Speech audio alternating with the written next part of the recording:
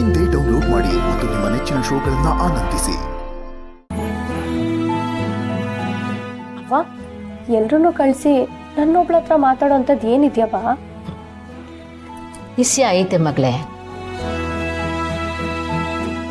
ನಾನು ಊರು ಬಿಟ್ಟು ಬರ್ಬೇಕಾರೆ ಗೌರಮ್ಮನಿಗೆ ಒಂದು ಮಾತು ಕೊಟ್ಟೆ.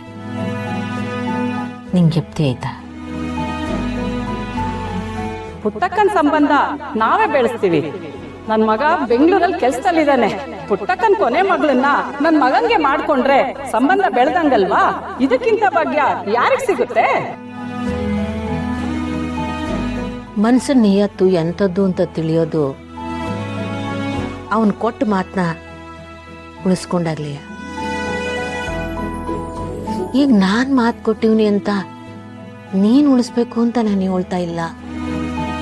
ಲಗ್ನ ಅನ್ನೋ 2 ಅಕ್ಷರದಾಗೆ 2 ಜೀವಗಳ ಜೀವನನೇ ಅಡಗಿರ್ತದೆ. ಅದು ಯಾರ್ದೋ ಬಲವಂತಕ್ಕೋ ಅನುಕಂಪಕ್ಕೋ ಇಲ್ಲ ಏನೇನೋ ಆಸೆಗಳಿಗೋ ಹಸೆ ಮನೆ ಮೇಲೆ ಕೂತ್ಕೊಂಡು ತಲೆ ತಗ್ಸಿ ತಾಳಿ ಕಟ್ಟಿಸ್ಕೋಬಾರ್ದು. ಈಗ ನೀನು ಕೊಟ್ಟಿರೋ ಮಾತನಾಗೆ ಇವ್ಯಾವೂ ಇಲ್ಲ ಅಲ್ಲ? ಅವ್ವ, ಸುತ್ತಿ ಬಳಸಿ ಮಾತಾಡ್ಬೇಡ. ನಾನು ನಿನ್ನ ಮಗಳು.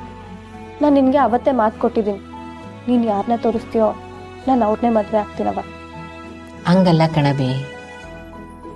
ನಾಳೆ ಗೌರವ ಮಗನ್ ಕರ್ಕೊಂಡು ಹೆಣ್ಣು ನೋಡಕ್ ಬರ್ತೀನಿ ಅಂದವಳೆ.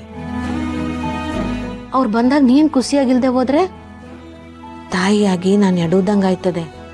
ಅದಕ್ಕೆ ಇನ್ನೊಂದು ಕಿತ ಇದೆಲ್ಲ ನಿಂತವ ಮಾತಾಡಿ ನಿನ್ನ ಒಪ್ಪಿಗೆ ತಕೊಳ್ಮ ಅಂತ. ನಿನ್ನ ಮನಸ್ಸಿನಾಗೆ ಇವನೇ ಇದ್ರು ಹೇಳವಿ. ನಾನು ತಕೊಂಡಿರೋ ನಿರ್ಧಾರದಾಗೆ ನಿಂದೇನಾರ ಆಕ್ಷೇಪಣೆ ಐತ ಮಗ?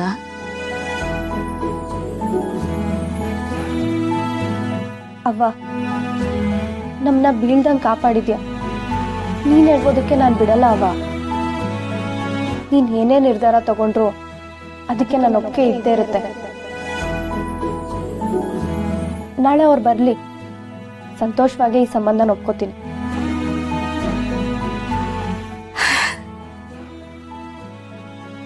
ಈಗ ನಂಗೆ ನೆಮ್ಮದಿ ಆಯ್ತು. ಎಲ್ಲಿ ನನ್ನ ಕಣ್ಣನ ಆಸೆಗೆ ವಿರುದ್ಧವಾಗಿ ಹೋಯ್ತಾ ಇದ್ದೀನೋ ಅನ್ನೋ ಹೆದರಿಕೆ ಇತ್ತು. ನಿನ್ನ ಆಸೆನೇ ನನ್ನ ಆಸೆ ಅವ್ವ. ಸರಿ ಕಂತಾಯಿ, ನಾನು ಈಗಲೇ ಅಮ್ಮ ಅವ್ರಿಗೆ ಎಲ್ರಿಗೂ ಫೋನ್ ಮಾಡಿ ತಿಳಿಸ್ಬಿಡ್ತೀನಿ. ಹ್ಞೂ ನೀನು ಮಾತಾರೆ ಜಲ್ದಿ ಎದ್ಬಿಟ್ಟು ಬಿರ್ನೆ ತಯಾರಾಗ್ಬಿಡು. ಸರಿ ಅವ್ವ.